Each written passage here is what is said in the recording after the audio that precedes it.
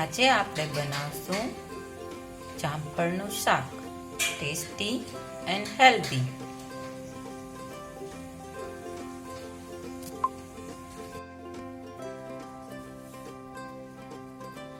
આજે આપણે બનાવશું જામફળનું શાક, જેના માટે સૌ પ્રથમ પેનમાં તેલ ગરમ મૂકશું.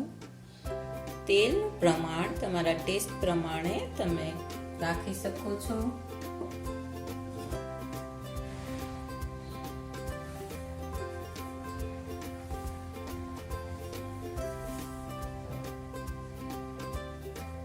તેલ ગરમ થઈ જાય એટલે તેમાં સૌ પ્રથમ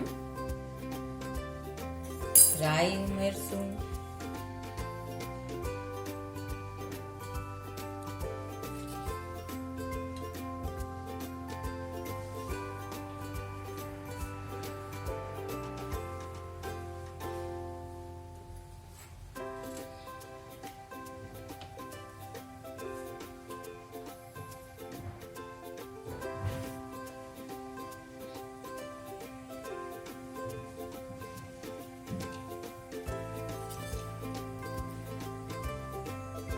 અડધી ટીસ્પૂન જીરું એડ કરશું.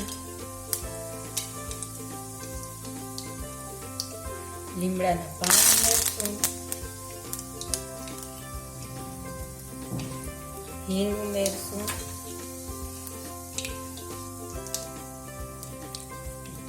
એક નંગ ટમેટું સમારીને એડ કરશું.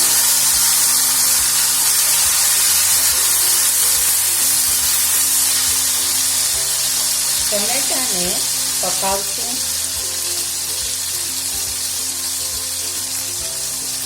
વચ્ચે વચ્ચે તેને હલાવતા.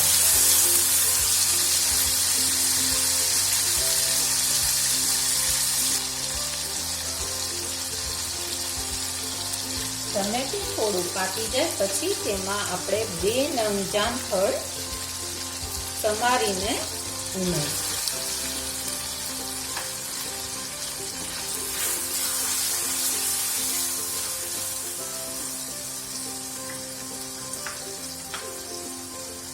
હવે તેમાં મસાલા કરશું. મીઠું સ્વાદ મુજબ,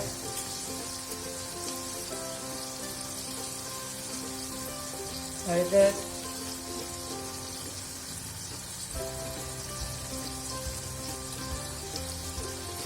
લાલ મરચું,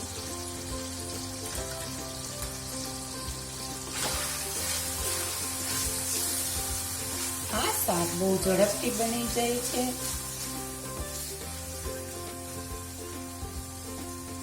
જે લોકો કાચું જામફળ ખાવાથી શરદી કે કફ થઈ શકતો હોય તે જામફળનું શાક બનાવી અને તેના જામફળના ગુણોનો ફાયદો ઉઠાવી શકે છે. ધાણા જીરું આપણે અહીંયા 1 ટેબલ સ્પૂન એડ કરશું, જેથી એની ગ્રેવી સારી બને છે.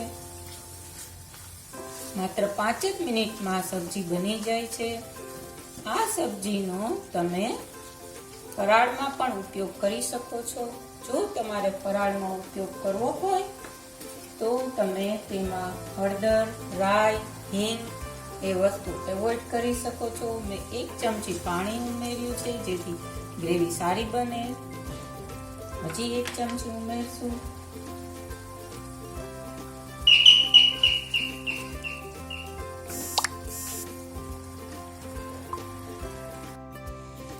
હવે તમે જોઈ શકો છો કે શાકમાં તેલ છૂટું પડી ગયું છે અને શાક આપણું 5 મિનિટમાં રેડી છે.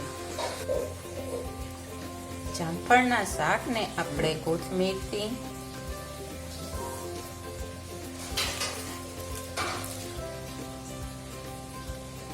સૂકા ટોપરાથી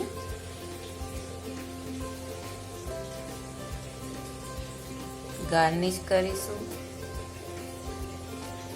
જો તમને મારી રેસીપી પસંદ આવી હોય તો મારી ચેનલને સબસ્ક્રાઇબ કરો અને શેર કરો.